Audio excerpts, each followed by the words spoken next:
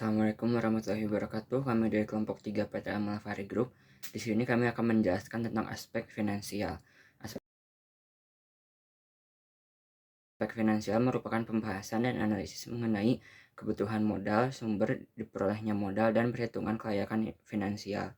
Tujuan dari aspek finansial adalah untuk menentukan rencana investasi melalui perhitungan biaya dan manfaat yang diharapkan. Manfaat dari aspek finansial untuk menilai investasi dengan mempertimbangkan dana yang sudah tersedia, apakah dana tersebut dapat digunakan secara maksimal atau tidak sehingga dapat mencapai tujuan perusahaan. Kegunaan dari aspek finansial ialah untuk mengetahui profitabilitas suatu perusahaan. Profitabilitas merupakan kemampuan perusahaan untuk bisa menghasilkan keuntungan serta mendukung laba perusahaan dalam jangka pendek maupun jangka panjang.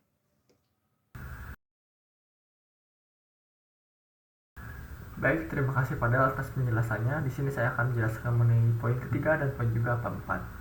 Yang pertama, input daripada aspek finansial. Itu adalah biaya awal atau investasi, di mana di sini itu biaya yang dikeluarkan untuk memulai atau mengembangkan suatu proyek atau investasi tersebut. Yang kedua adalah pendapatan kotor. Pendapatan ini yang dihasilkan dari penjualan produk atau layanan. Yang selanjutnya adalah biaya operasional, biaya yang dikeluarkan untuk menjalankan operasi sehari-hari. Selanjutnya adalah biaya modal, biaya untuk mengganti atau biaya memperbarui aset fisik. Selanjutnya adalah pajak atau beban keuangan. Pajak yang harus dibayar dan beban keuangan terkait pinjaman atau pembiayaan. Yang selanjutnya adalah mengenai output. Terdiri dari yang pertama itu pendapatan bersih, selisih antara pendapatan kotor dan biaya operasional. Yang kedua adalah arus kas, total arus masuk dan keluar selama satu periode. Selanjutnya adalah return of investment, dimana persentase pengembalian investasi dalam bentuk laba bersih dibandingkan dengan biaya awal investasi. Selanjutnya adalah persentase pengembalian investasi dibandingkan dengan eksekutif ekuitas pemilik. Yang selanjutnya adalah laba rugi, laporan yang menunjukkan pendapatan, biaya, dan laba atau rugi selama satu periode waktu. Yang selanjutnya itu mengenai apa sih analisis kelayakan investasi, di mana analisis kelayakan investasi adalah proses evaluasi untuk menentukan apakah suatu proyek atau investasi layak dilakukan atau tidak. Sekian yang dapat saya sampaikan, selanjutnya dilanjutkan oleh rekan saya. Terima kasih. Baik, kembali lagi bersama saya Rifki Ataya dengan PM 2030-10120. Di sini saya akan menjelaskan apa saja sih perhitungan yang ada dalam analisis kelayakan investasi. Perhitungannya sendiri yaitu terdiri dari perhitungan biaya bahan baku, perhitungan biaya tenaga kerja, biaya investasi, lalu kemudian ada perhitungan payback period, perhitungan break-even point, perhitungan cash flow, perhitungan harga pokok penjualan, perhitungan harga pokok produksi, perhitungan laba rugi, dan juga perhitungan internal rate of return atau IRR. Baik, selanjutnya akan dilanjutkan oleh rekan saya.